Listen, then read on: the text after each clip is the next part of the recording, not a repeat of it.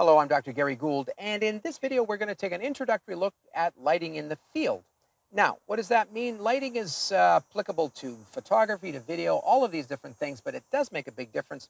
Good lighting increases your resolution, increases your color saturation, can create mood, and it can direct the viewer's eyes. All of these things are important in all media.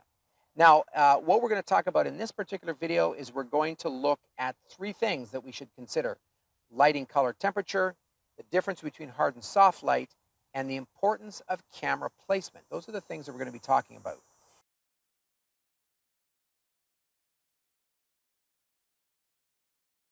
The first thing we're going to talk about is color temperature.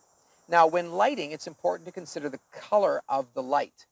Different lights put out different colors. Outdoor light is different from indoor light, and your eye will have to adjust to these particular colors, and they can. But the camera has a much harder time with it, and if you get it wrong, the shots will be very blue or very red, and in some cases, it's just not correctable in post-production. Plus, it takes time if you're on a deadline.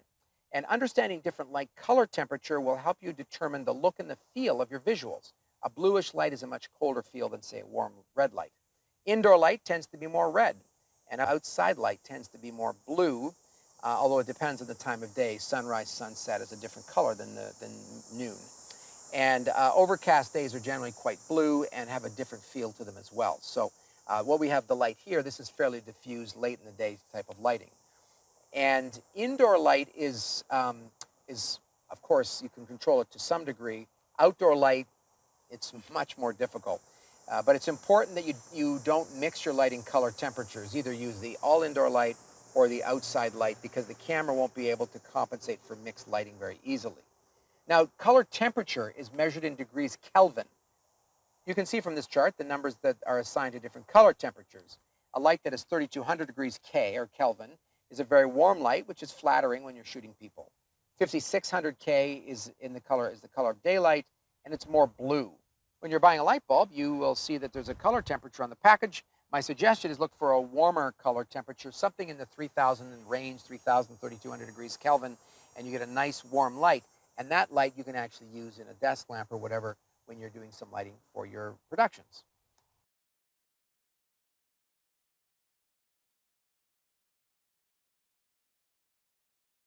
Besides different colors of light, there's also different types of lights. We call them hard and soft light.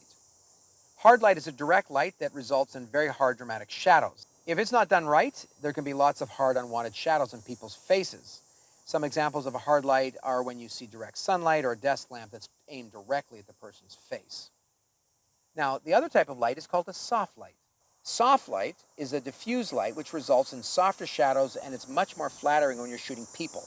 And soft light is generally a more forgiving light and easier to work with. An example of a soft light would be a bounce light off a ceiling, or, as I mentioned, an overcast day. Nice soft light there. So there are two types of lights, and you have to decide what's the look that you're going for. This particular light here is a diffuse soft light, which is quite comfortable.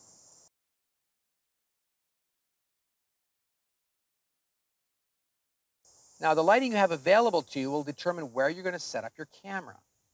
Where you put the camera is a key part of making your shot look fabulous, and lighting plays a big role in this. It's important to consider what the background will look like because you want to avoid distractions. So remember, you want your subject to be the brightest thing in the screen. Like here, I'm the brightest thing in the screen, so that's going to draw your eye to look at me. Probably the easiest available light source to work with is the sun. If it's outside and overcast, you get a really nice look like this one. But if it's inside, it's a bit trickier. If you're inside, try to avoid direct sunlight coming through the window. Pick a window that has nice soft lighting. Put a chair down and aim your subject towards the window where the light is coming from.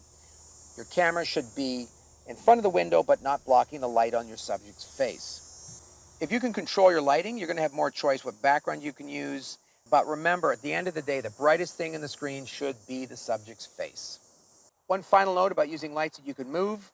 If the light's too harsh looking, in some cases you might want to bounce the light off a white wall, a white ceiling, maybe a white piece of foam board, and all of this will diffuse the light and soften it up and make it look a lot better.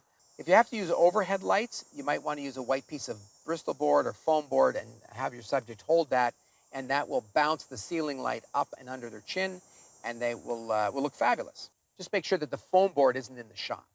In this video tutorial, we discussed the different types of colors that lights have. We talked about the types of light, hard and soft light, and we looked at the importance of camera placement. Remember, lighting is important, and if using sunlight, it changes throughout the course of the day. When I started this video, it's nice even lighting. And now, see these splotches of white light? You want to try to avoid that. So be aware of that also when you're shooting. Well, that's our tutorial for today. I hope you found that helpful. Thanks for watching. And again, I'm Dr. Gary Gould.